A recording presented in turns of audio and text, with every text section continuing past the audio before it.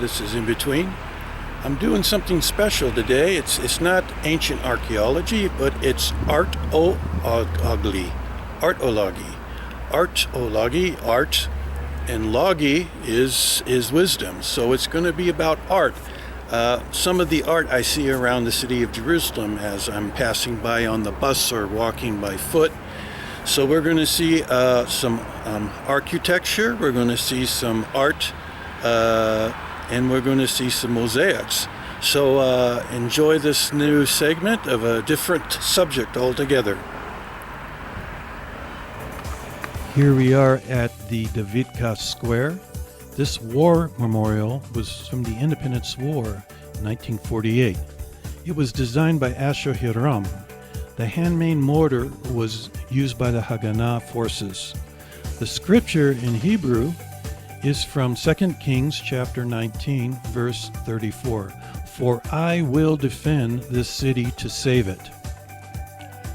Many memorials have tanks and other things, but I prefer this a war memorial. This is the Etzion Flame Memorial, and it's for the Etzion Brigade who fought here in Jerusalem in 1948, the Independence War.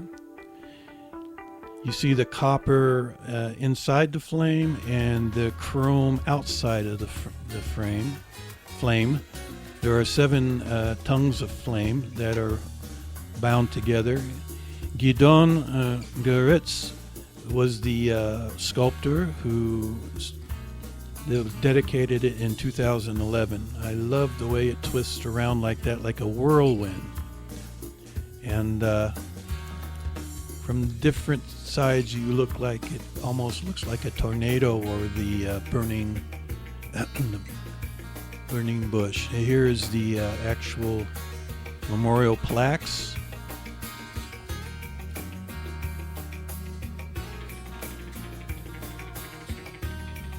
Beautiful sculpture. And so there's other sculptures in the city, but we're going to move to the Tabata Kumi. This is a structure that was preserved, which is freestanding structure. And this was a girls' school in 1868. Today that girls' school is now in Bet Jala. Tabata means young girl and Kumi means get up. And in Hebrew it would be Yalda Kumi. And so this structure was preserved, and while the rest of it was destroyed. There's a picture of the building, and there's some architectural elements right there. Now there are other structures in the city which are old, like this one right here. It's being preserved, the first 2 floors. There was a 2-floor building, but they're preserving the facade, the outer part of the building, and they're building the new building inside of the building. And you see that beautiful stonework with the rose-colored limestone. Limestone is usually white. And the beautiful architecture they're preserving here. Here's a new building with an old building, facade. This was a famous building that they decided to keep. So they numbered the stones on the facade and glued them to the new building, so that you have the old and the new together.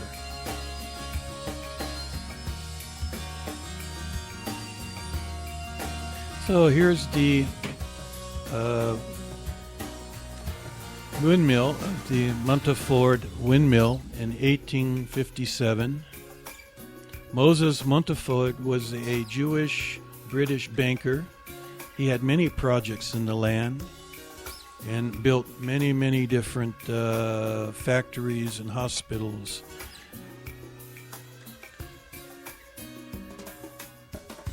Now, this was restored in 2012, and there was another windmill up in Haifa that was built, but it was not restored, and so all you have is just the lower part of the windmill, like you see right here. That lower part of the windmill without the top is up in Haifa. Now there's another windmill in the next ridge above this going west. There's another windmill, and that windmill was a Greek Orthodox windmill. It belonged by the Greek Orthodox Church. It went out of use in 1873, and that is now blocked by buildings all around it and doesn't get much wind anymore. So let's move on to another subject. Let's talk about lions.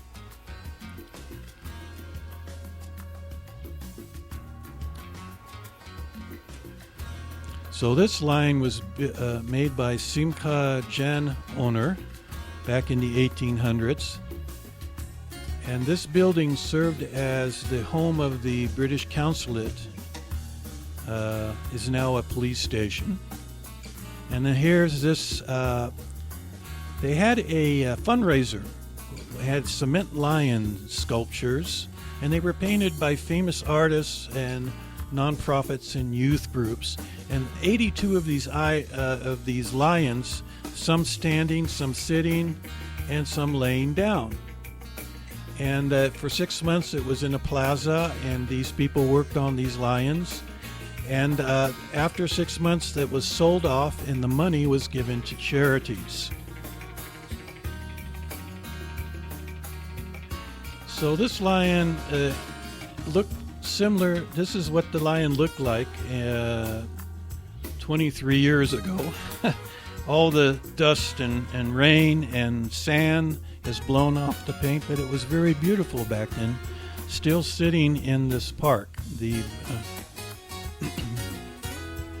real lions, the Asian lions were hunted into extinction by the Crusaders, as well as other kingdoms and kings would, throughout Asia Minor, would hunt the lions into the extinction. Now there's only a few Asian lions in Pakistan, in a jungle in Pakistan. Here is the beautiful fountain. This is the lion's fountain, and it was from West Germany and was installed in 1989 by Gernolf Rammeth. You see these three branches, and the tree symbolize Judaism, Christianity, and Islam. Not all the lions are spitting out water these days. They need to do a little work on the fountain. There's much more lions. Someone mentions that these are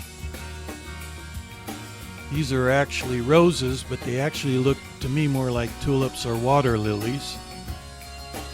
Here's our alpha lion, the king of the pride. We also have a young lion somewhere in there. Oh, there he is. There's our little baby lion. And there are other fountains in Jerusalem, and another one we'll go to is across from the Terra Sancta College.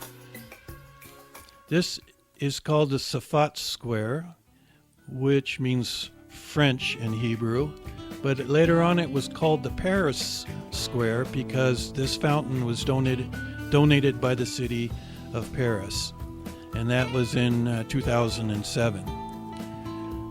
This is a square where many demonstrations take place because the Prime Minister's house is just down the street.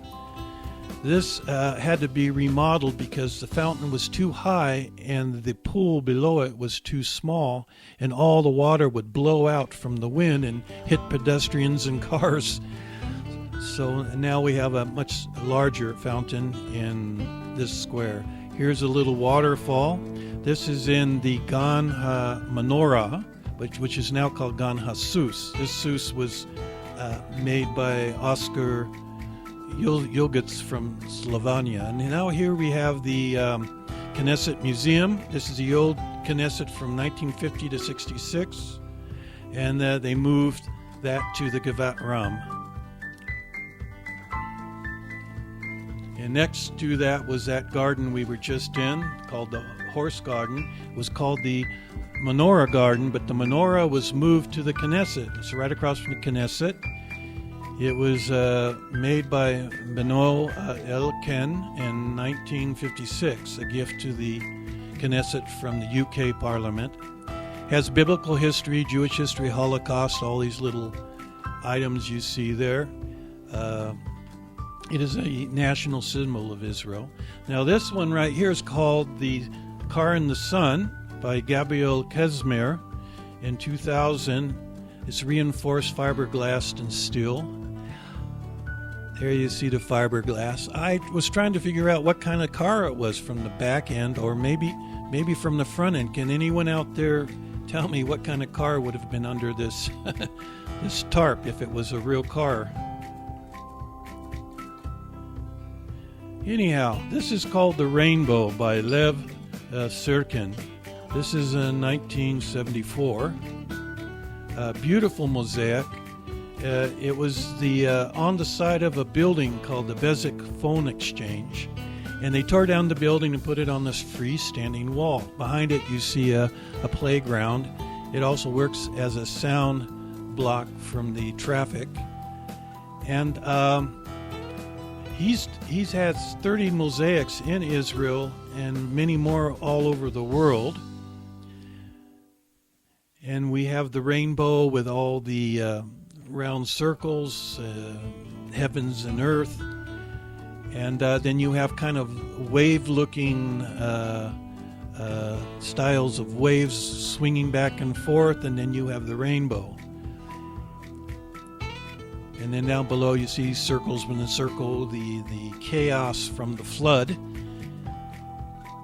And then the inscription down below is from Genesis chapter 9, verse 13. I will put my bow in the clouds, and I will make a covenant in the land as a sign between myself and the earth.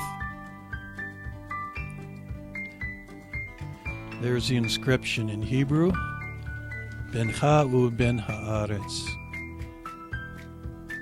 There's some waves you see, maybe the moon or shining down, and other sharp images of waves and chaos. Here are this beautiful wave looking, splashing up into sky.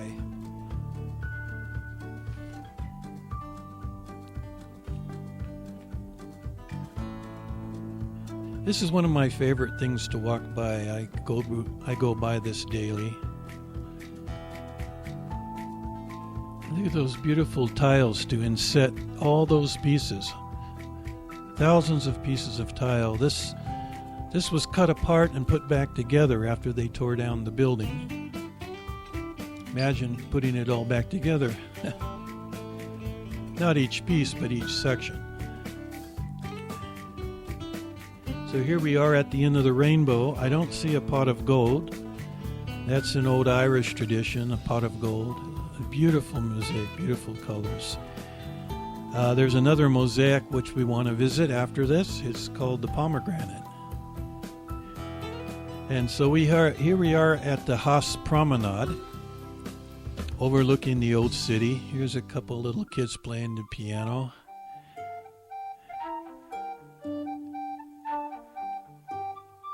So at the end of this promenade is called the Pomegranate by Soy Shova, and that's 2021. And this is for the families of Macedonia and Sanokia, Greece. These are the people who died during the Holocaust. At first I thought it was an apple, but if you look on the top, it's definitely a pomegranate. And here you have the names of all the families who died in the Holocaust. And we have NFC technology, near field communication, so you can.